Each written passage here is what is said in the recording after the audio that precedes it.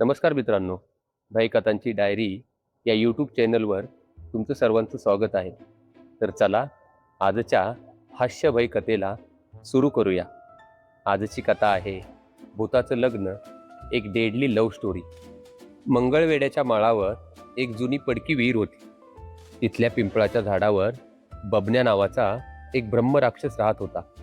बबन्या दिसायला भयंकर असला तरी स्वभावाने अगदी सात्विक होता.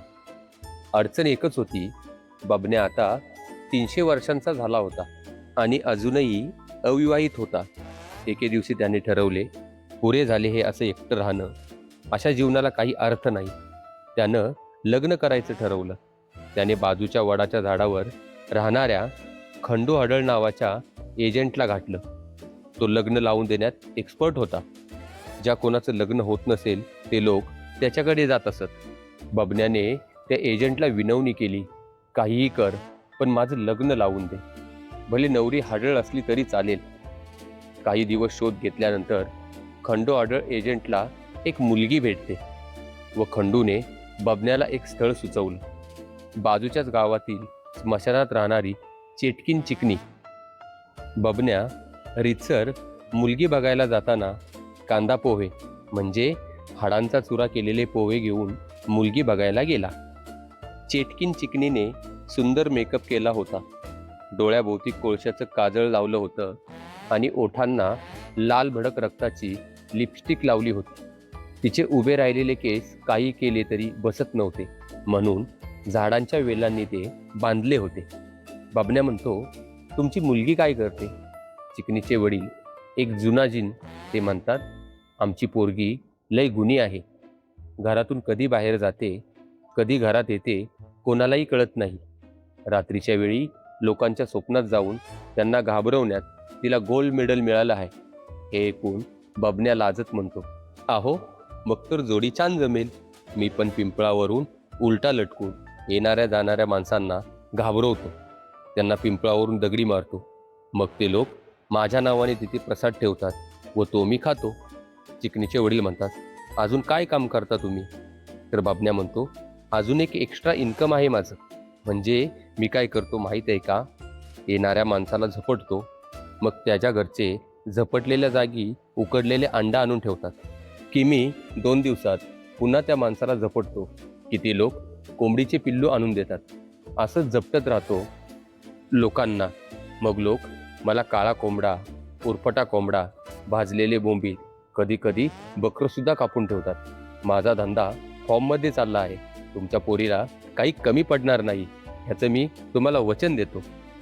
सर्व ठरलं आणि लग्न पक्क झालं. लग्नाच्या दिवशी जेवणात सडलेल्या भोपळ्याची भाजी आणि खूनपुरी अर्थात टोमॅटो सूप होता. लग्नात डीजे नाही तर तात्या विंचूच्या ओरडण्याचा आवाज आणि जोडीला कुईकुई करायला कोले सुद्धा आले होते. आहेरामध्ये हाडं, चमडं आणि जुन्या गंजलेल्या साखळ्या व तुटलेली मुंडकी होती. अमावस्येची रात्र उजाडली. बबन्याची वरात निघाली. तेव्हा बबन्या घोड्यावर नाही तर चक्क एका डुकराच्या आत्म्यावर बसून आला होता. वाटेत मुंज्यांची टोळी झिंगाटवर असा डान्स करत होती की त्यांची हाडे एकमेकात अडकून पडत होती.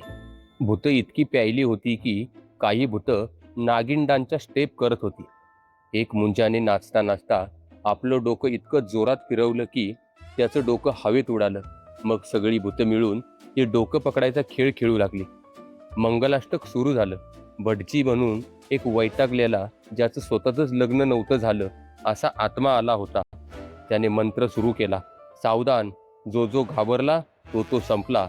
मंगलाष्टक सुधन्वा. अक्षता म्हणून तांदूळ नाही तर बारीक वाळूतील खडे आणि वाळलेली पाने वधूवरांच्या डोक्यावर मारण्यात आली. तेवढ्यात चेटकीन चिकनीची मैत्रीण मानकाप्या मावशी रुसून बसली. तिचं म्हणणं होतं की तिला मानपानात स्मशानातील माती कमी मिळाली. तिने जोरात किंचाळायला सुरुवात केली.